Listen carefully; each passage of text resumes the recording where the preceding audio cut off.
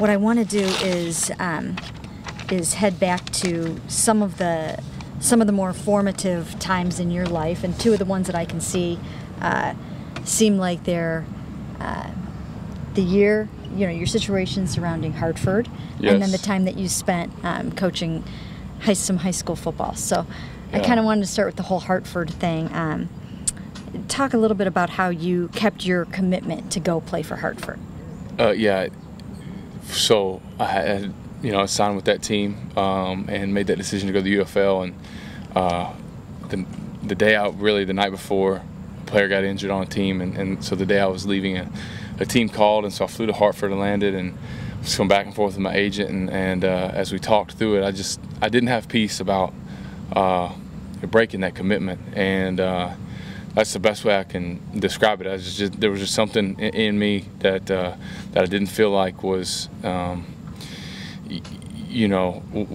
right, and I just felt like, I gotta honor this commitment I made. I had gotten there to the team. I was about to start training camp, and so I just felt like that was what I was supposed to do. And I didn't really. It was more than anything. Just I didn't want to, leave an example for my kids of just, hey, as soon as something better comes along, break that commitment and jump onto that. So it was not easy. There were obviously several times along that season where I questioned, was that the right thing to do? What was I thinking? All those things. But in the end, looking back, I'm thankful that I did it, because I grew a lot as a man through that situation, and I learned a lot from that, and so it certainly has impacted who I am today. And what are some of the stories? What's it like to be playing for Hartford? Yeah, it was fun because you're dealing with a bunch of guys that love football, mm-hmm.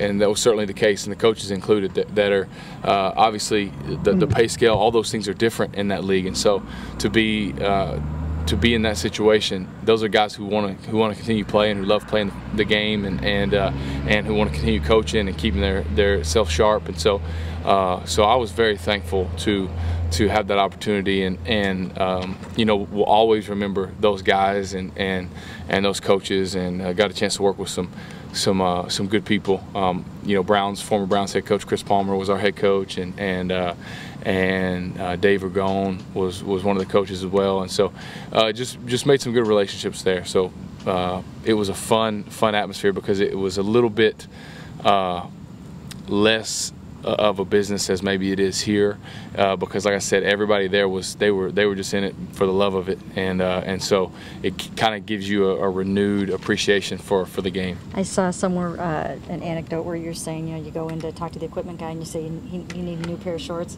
What happens at that point? They direct you to like a Dick's Sporting Goods or an Academy or something like that, So that's when it was like, wait a minute, I'm in a different place. But again, it makes you appreciate the opportunities that we have here, and to realize what an honor and a privilege it is to get to play in the NFL. And so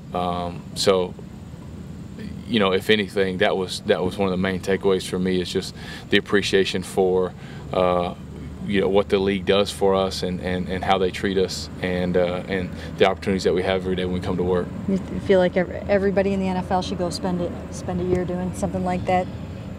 I would say this: if you knew it was going to turn out like this, and you were going to get back to the NFL, then I think absolutely it's good for you. It's good, it'd be great for anybody to experience that. Mm-hmm. At least, I'm speaking from my own perspective, and just what it did for me, and the way I felt about the game, the way I felt generally about life in general. I think if you could go through something like that, and people do it all the time. If people that go through setbacks or things that are different than what their expectations were when they set out in their careers, and so to me, I think the main thing is just to embrace that setback, and allow that to grow you as you continue on your journey. And the Bears went to the NFC Championship game that year. Yeah, that was hard, because that was the team that called, and so so it was hard watching that game that year, and Todd Collins ended up starting that game, and so in a lot of respects, you kind of think, man, that could have been me. But again, I believed, what I did was what I was supposed to be doing, and I trusted that. And the irony is that I get back in the league, a year or so later, and it's the Bears that I go back with. So I was thankful to Lovey and the opportunity that they gave me. Talk a little bit about your opportunity to go and coach some high school football and what impact that had on you. Oh, it was a blast. To get back to that level and to be around some guys like that. I think, for me, it was just a real, they say, I'm coming into the situation, as an NFL player and coming in, and you think you're the one that's going to be giving the kids all of this, but at the end of the day, you get more out of them because you watch how they come to practice and they have so much fun, and you realize too very quickly that they get over the NFL part, and it just more than anything just reminded me of how impactful high school coaches can be, and because they get over the NFL part, but asking a young man how his day was and how he did on a test and those things, they matter, and they make a difference, and taking just a genuine interest in those kids, it just, to me, our high school coaches are some of the most important people in our country, and teachers in general, and so thankful for the job that they do, and it gave me a great perspective doing that. And how did that, when you came back to playing, how were you a different player or a different student of the game when you came back to the other side of it? Well, because I think anything in life, when you're trying to master something or improve at something, your best bet is to give it away. I think that's the last step of that process of really cementing something that you're trying to learn. And so, for me, doing that, coaching high school ball, and specifically coaching quarterbacks, I think there was a lot of things that had been taught through my career that I think really cemented in my mind how they were supposed to be done when I was, especially fundamentally, when I was coaching high school quarterbacks. So I was really appreciative of that part, because I realized it more coming back, because at the end of the day, when you're coaching, you stop at the stripes and they go out there and they play, and so you have to make sure that they know it as well as possible, and so your preparation changes, and because you have to know it really well and able to communicate it in a way that they'll know it as well as possible. So I think I took that approach of preparation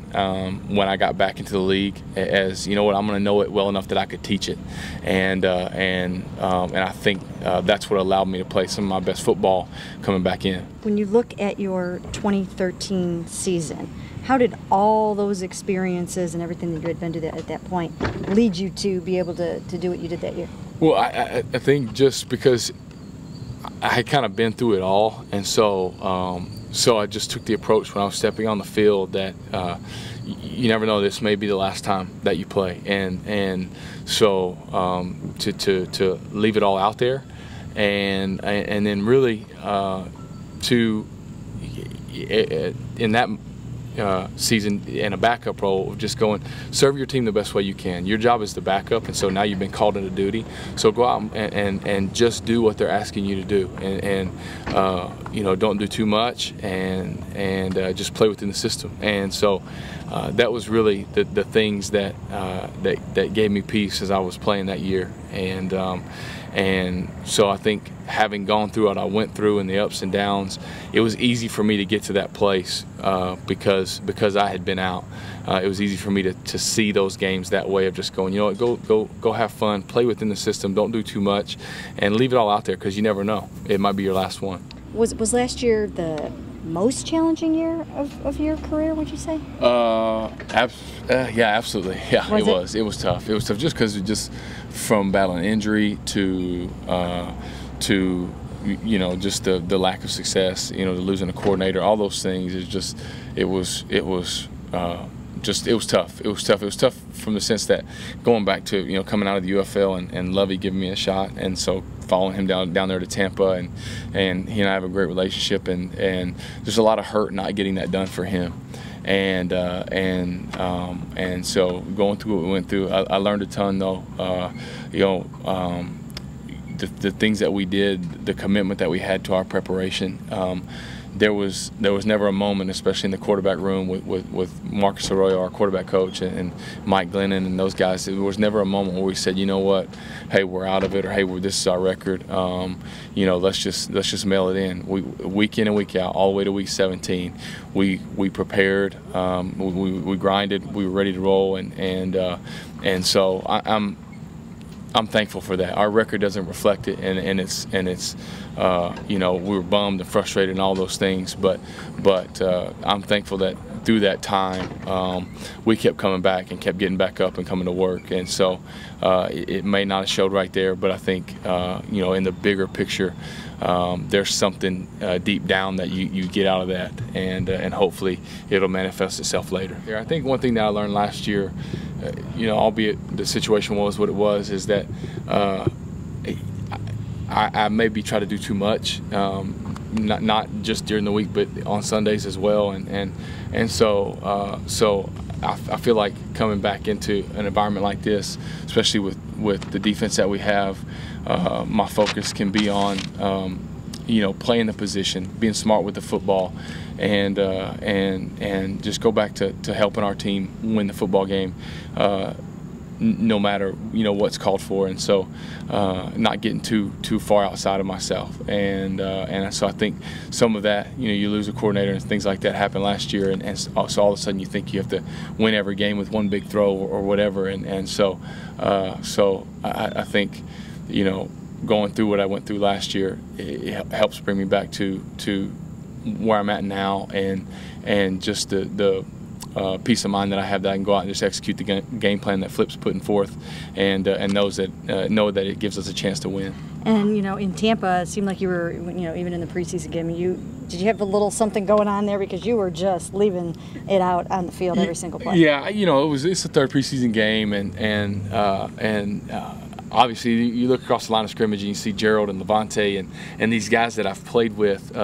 Shoot, Danny Lansana, who played with me in the UFL, you know, I mean, these guys that I practiced against, you know, so many times last year, and so it's kind of your brothers, you know. You go out and you compete and you run around and you have fun, and so that's I think that it brought that out in me.